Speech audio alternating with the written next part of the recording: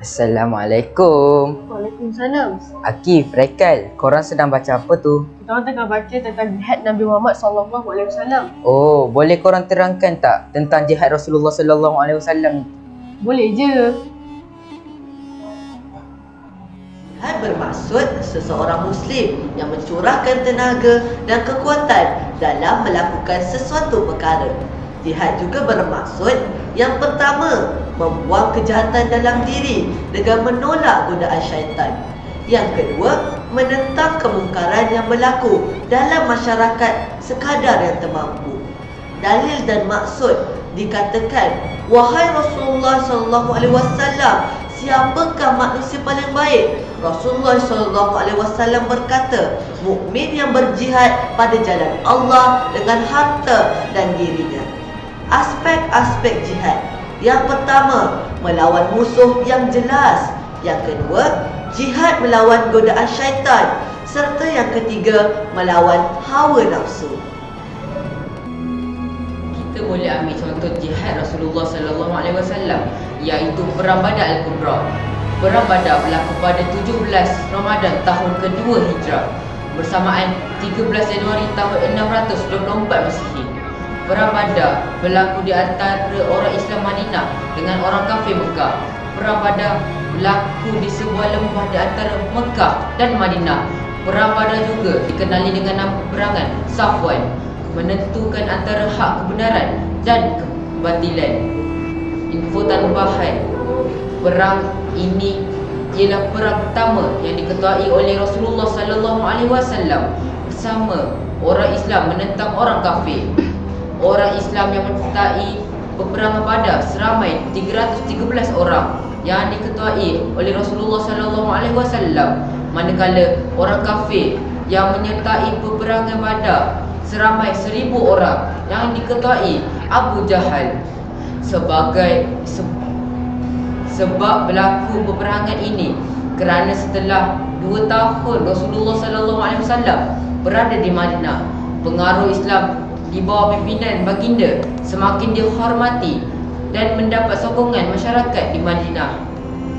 Namun begitu, Rasulullah dan orang Islam berada dalam keadaan kebimbangan kerana orang kafir bercita-cita ingin menghancurkan pengaruh orang Islam. Rasulullah SAW dan para sahabat mengambil langkah berjaga-jaga sehingga keadaan semakin terancam. Allah telah menurunkan perintah mengharuskan umat Islam berperang bagi mempertahankan diri dari penindasan dan pencerobohan orang kafir seperti yang pernah mereka lakukan pada orang Islam ketika di Mekah. Info tambahan, Abu Lahab tidak menyertai peperangan Badar kerana digantikan dengan lelaki yang berhutang dengannya. Selepas menerima kekalahan perang Badar, Allah telah mendatangkan penyakit kulit yang menjijikkan sehingga beliau menemui kematian dalam keadaan hina. Bolehkah kamu menceritakan tentang Perang Badar Al-Kubra? Oh, boleh je. Pada 17 Ramadan, pasukan tentera Islam diketuai sendiri oleh Rasulullah SAW seramai 313 orang yang terdiri daripada kaum Muhajirin dan Ansar, 82 Muhajirin dan 213 Ansar, menuju ke lembah Badar. Bendera pasukan Muhajirin dipegang oleh Sayyidina Ali bin Abi Thalib dan bendera pasukan Ansar dipegang oleh Sa'ad bin Mu'az. Dari tentera musyrikin Mekah pula seramai 1000 orang yang diketuai oleh Abu Jahal bin Hashim. Mereka disertai oleh orang-orang kenamaan dan pembesar Quraisy Mekah yang terkenal. Apabila kedua mereka pihak bertemu, maka berlaku cabar-mencabar di antara panglima perang Islam dan kafir. Rasulullah telah memilih 3 orang panglima, iaitu yang pertama Abu Ubaidah bin Al-Harisah, yang kedua Ali bin Abi Talib, yang ketiga Hamzah bin Abdul Muttalib. Pihak kafir telah memilih 3 orang panglima, iaitu yang pertama Utbah bin Rabi'ah, yang kedua Syaibah bin Rabi'ah, yang ketiga Al-Walid bin Utbah.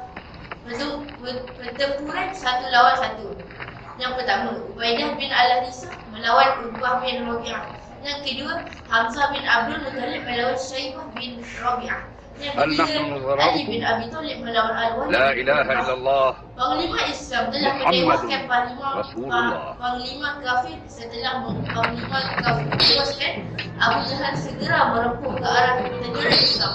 Lalu berlakulah pertempuran yang sangat dahsyat.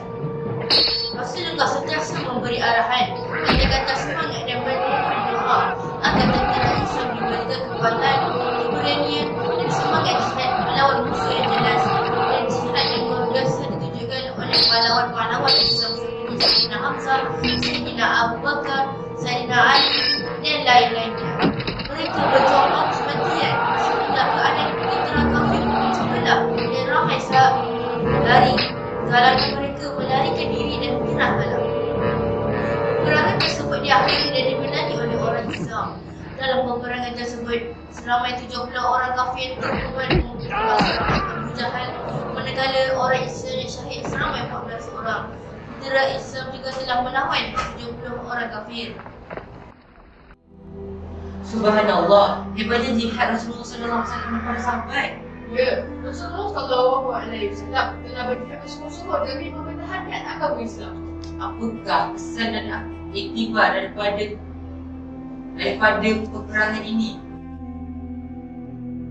Sebelum itu, Rasulullah Sallallahu Alaihi Wasallam telah bermusyawarah dengan para sahabat bagi memutuskan cara layanan terhadap tawanan perang pada Al-Kubra.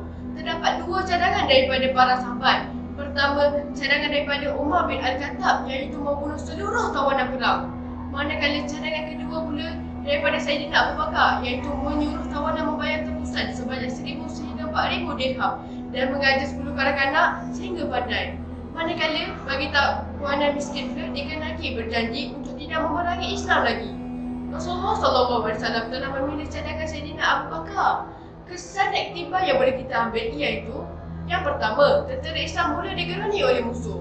Yang kedua, orang kafir mula tercabar dan berasa malu. Yang ketiga, pengaruh dan kekuatan orang kafir bertambah lemah. Yang keempat, Islam semakin didisgani. Yang kelima dan yang terakhir, pengaruh Islam lebih meluas di semenanjung Tanah Arab. Kesimpulannya, kita perlulah bersyukur dengan nikmat Allah dan anugerah Allah. Dan kita perlulah yakin yang doa itu ialah salah satu senjata Islam, serta kita perlulah bersungguh-sungguh untuk memperolehi kemenangan. Ini adalah salah satu contoh aspek jihad daripada segi jihad melawan musuh yang jelas. Oh, begitu. Terima kasih kerana telah memberi ilmu kepada kami. Sama-sama. Bagaimanakah cara kita untuk berjihad di zaman sekarang?